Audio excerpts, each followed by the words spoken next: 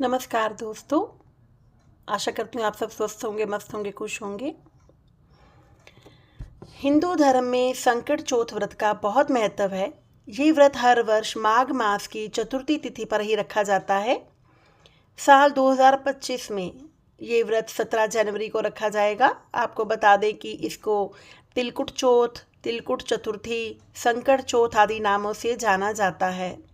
संतानों को सभी आपदाओं से बचाने के लिए ये व्रत महिलाएं करती हैं।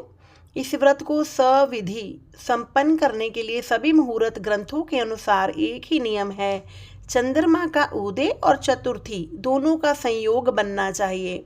इस दिन भगवान श्री गणेश जी की पूजा और व्रत करने का विधान है। इस व्रत में चंद्रमा पूजन का भी बहुत महत्व होता है। जो व्रत का हम समापन करते हैं चंद्रमा को अर्घ देकर ही करते हैं।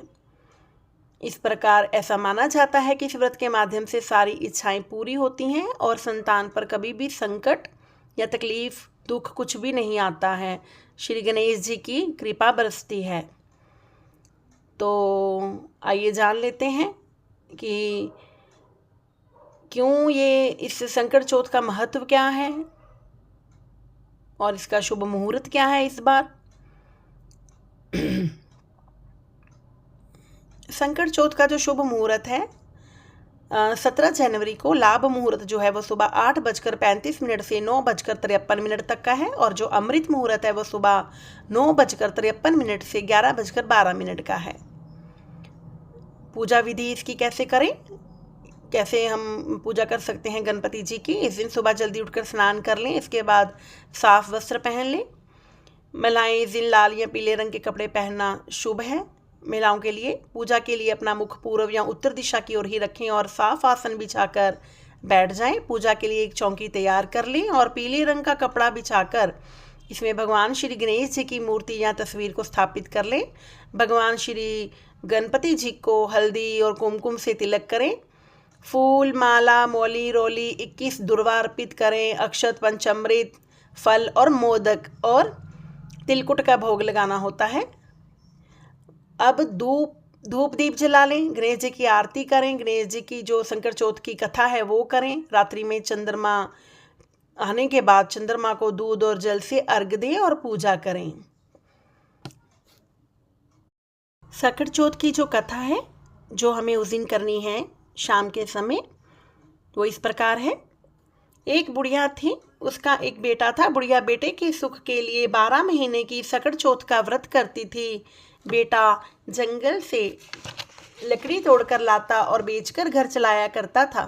बुढ़िया हर रोज़ उसकी लकड़ियों में से 2 लकड़ी उठाकर रख लेती और चौथ के दिन उसको बेचकर सामान लाती और चूरमे के लड्डू बनाती। एक लड्डू खुद खाती और एक बेटे को खिलाती। एक दिन उसकी पड़ोसन घर में आई। घर आकर उसके बेटे को बोली, तू तो कमा कमा कर थक गया, पर तेरी माँ पीछे से चूरमे बना बना कर खाती है। बेटा बोला, ऐसा नहीं हो सकता। पड़ोसन बोली, जाकर देख लो, आज भी चूरमा बना है। बेटा घर में गया, जाकर देखा, माँ ने चूरमा बनाया। तो बेटा बोला, मैं तो इतनी मेहनत करके लकड़ी लाता हूँ और तुम चूरमा बना बना कर खाती हो। मैं तो घर छोड़कर जा रहा हूँ, नहीं तो चौथ माता को छोड़ दो, पूजा करनी छोड़ दो। तो माँ बोली, बेटा मैं तो तुम्हारे सुख के लिए ही व्रत करती हूँ, चौथ माता नहीं छोड़ूंगी। इतना सुनकर बेटा घर से जाने लगा तो माँ बोली, ये तिलकुट साथ में ले जा और जहाँ पर भी तुझे भीड़ पड़ेगी, कोई संकट आएगा तो वहीं पर तुम तिलकुट डालकर बैठ जाना और कहना कि हे चौथ माता, जो मेरी माँ मेरे नाम के व्रत करती हो तो मुझे संकट से बचा लो। वह तिलकुट लेकर घर से निकल गया। थोड़ी दूर पर गया कि आगे नदी आ गई। वह तिलकुट बखेर कर बोला, हे चौथ माता, अगर मेरी माँ सच्चे मन से व्रत करती है तो मुझे रास्ता दे दो। इतना कहने के बाद उसे रास्ता मिल गया। थोड़ा आगे जाने के बाद उसे रास्ते में एक शेर मिला। वह शेर उसे खाने के लिए बढ़ा तो वह तिलकुट बखेर कर बोला, हे चौथ माता, अगर मेरी माँ मेरे नाम के व्रत करती हैं तो मुझे शेर से बचा लो। इतना सुनकर शेर भी पीछे हट गया। थोड़ा आगे गया तो उसे रास्ते में सांप मिला। वह उसे डसने के लिए आया तो वह तिलकुट बखेर कर बोला, हे चौथ माता, अगर मेरी माँ मेरे नाम के व्रत करती है तो मुझे यहाँ से बचा ले, नहीं तो सांप को मुझे डसने दे। तभी ये सुनकर सांप पीछे हट गया। अब वह एक गांव में आ गया। वहां पर एक बुढ़िया रो रही थी और पूड़े बना रही थी। तो वह बोला, बुढ़िया माई, रो भी रही हो और पूड़े भी बना रही हो, तो क्या कारण है? बुढ़िया बोली, आज मेरे बेटे की बलि चढ़ेगी, इसलिए मैं रो रही हूँ और पूड़े भी बना रही हूँ, और वह पूड़े खाकर चला जाएगा। तो वह लड़का बोला, अगर मुझे पेट भरकर तुम पूड़े खिलाओगी तो मैं तेरे बेटे के बदले में बलि चढ़ जाऊंगा। बुढ़िया बोली, बेटा पूड़े तो तू कितने भी खा ले, पर कौन किसके बदले जाता है? वह बोला, बुढ़िया माँ, मैं जरूर जाऊंगा। उसने पेट भरकर पूड़े खाए और सोते समय बुढ़िया को बोला, जब राजा के घर से बुलावा आएगा तो मुझे उठा देना।